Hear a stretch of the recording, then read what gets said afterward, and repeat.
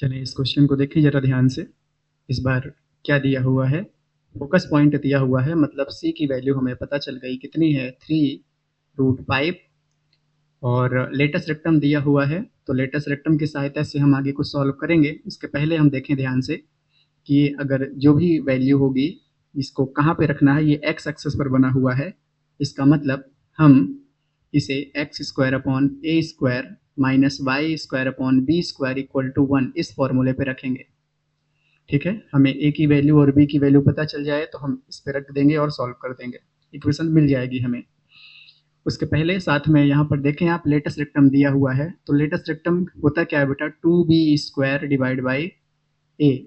ठीक है, तो यहाँ से हम कह सकते हैं इसकी वैल्यू कितनी है 8।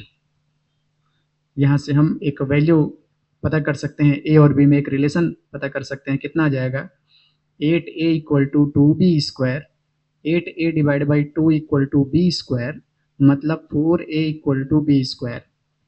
मतलब एक रिलेशन आया है यहाँ पर a और b में। ठीक है, चलिए अभी हमें पता है क्या कि c² इक्वल टू क्या होता है a² प्लस b² हाइपरबोला के केस में। ठीक है, वैल्यू रखें यहाँ पर। c की वैल्यू कितनी है 3√5 का whole square equal to a² plus b² की वैल्यू अगर आप देखें तो b² की वैल्यू कितनी है 4a।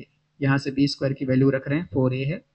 इसे थोड़ा सॉल्व करें तो कितना आ जाएगा बेटा, 3 का स्क्वायर 9 इंटू √5, √5 का स्क्वायर कितना आएगा 5 equal to a² plus 4a।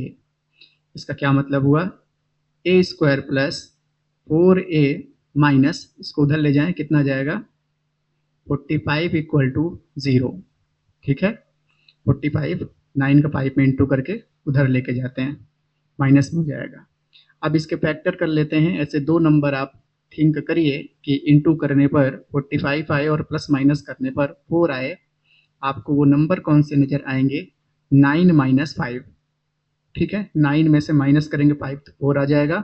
9 और 5 का मल्टीप्लाई करेंगे तो 49 आ जाएगा। नहीं आएगा बेटा 49, नहीं आएगा। 14 कितना आ जाएगा 45 आ जाएगा। तो ये 49 अच्छा नहीं है ये। ठीक है ना, ये क्या है, ये बेटा 4a लिखा हुआ है। हाँ ठीक, समझ गए। 9 और 5 का इंटू करेंगे 45 आ जाएगा और 9 को 5 में माइनस करेंगे 4 आ जाएगा इक्वल टू 0। इन दोनों से a कॉमन ले लीजिए, a प्लस 9 माइनस 5 कॉमन लीजिए, कितना जाएगा a प्लस 9, माइनस कॉमन लेने पे साइन चेंज।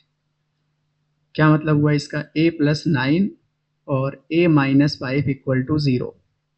मतलब a प्लस 9 इक्वल टू 0 और a माइनस 5 इक्वल टू 0।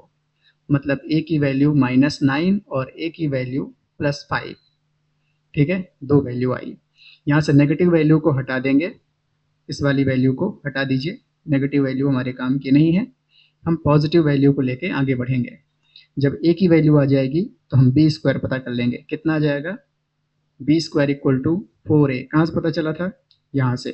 ठीक है, तो अगर आप देखें यहाँ पर 4 इंटू ए की वैल्यू 5, मतलब ये कितना आ जाएगा, ए की वैल्यू अगर ये 5 है तो कितना आ गया, कितना आ गया बेटा 20। ठीक है, b² की वैल्यू कितनी आ चुकी है 20। यहाँ पे रख देते हैं तो क्या आ जाएगा, ये x² डिवाइड बाई ए की वैल्यू 5 का square minus y² divide by b²। तो सीधे सीधे b² की वैल्यू पता है हमें कितनी 20 इक्वल टू 1। कितना आ जाएगा x² divide by 25 minus y² divide by 20 equal to 1। तो ये हो गई इक्वेशन ऑफ हाइपरबोला।